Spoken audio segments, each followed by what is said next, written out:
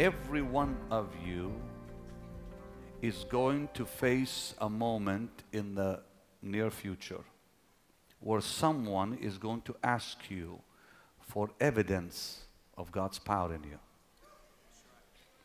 We are reaching the place in this world where the world now is looking for proof.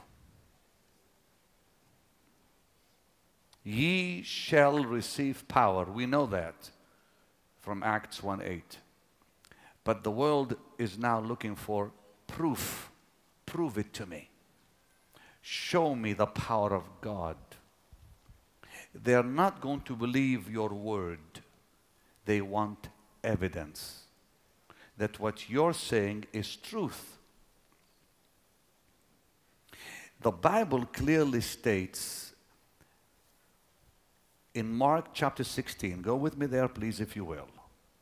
Jesus said to his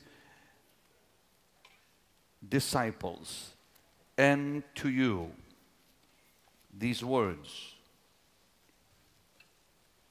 Go ye therefore, verse 15.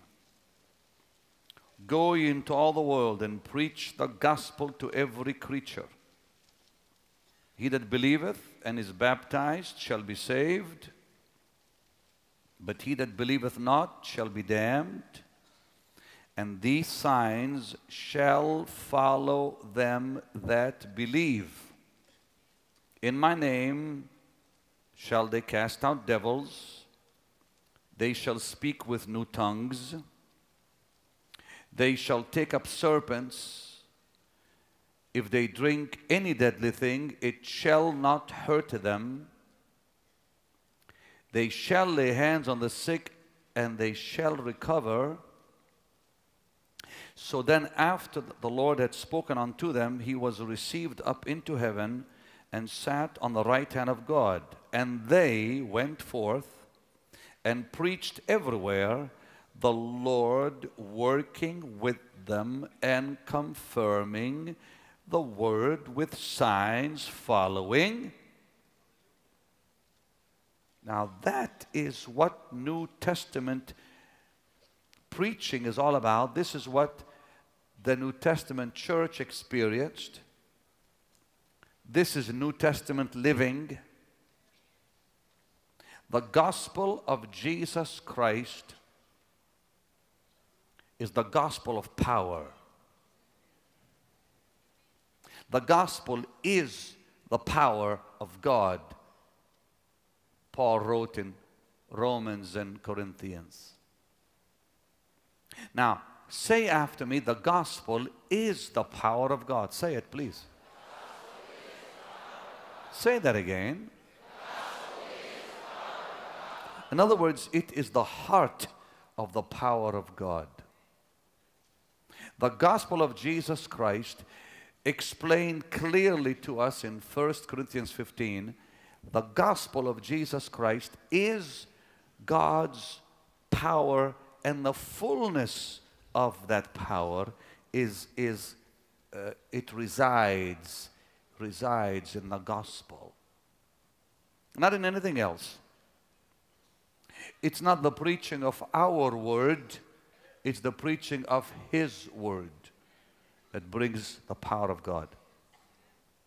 Now, here it says the Lord working with them, confirming the word.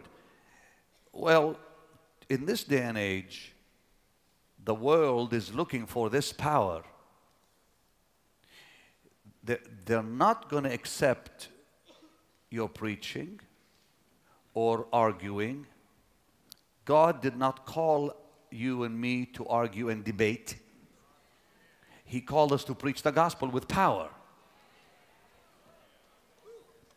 When they came to the Lord, when John the Baptist had sent his disciples to the Lord and said, are you the one, or do we look for another? In other words, are you the Messiah, or is there another Messiah? The Lord sent them back with this answer. Go tell John the gospel is being preached and the sick are being healed.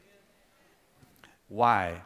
Because the prophets in the Old Testament, now please hear me carefully, The prophets in the Old Covenant had predicted that the Messiah would preach and heal.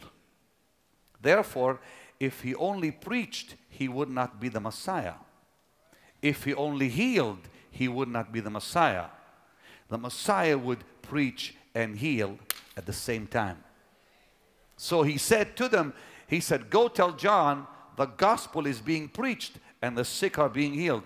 And you can read this for yourself in Matthew. He said, go tell him the gospel is being preached to the poor, and the blind are receiving their sight, and the lame are walking, and so forth. In other words, without the power of God, the gospel is empty. Because Jesus said, he said, the proof that I am the Messiah is in the preaching and the healing. Say preaching and healing, say it.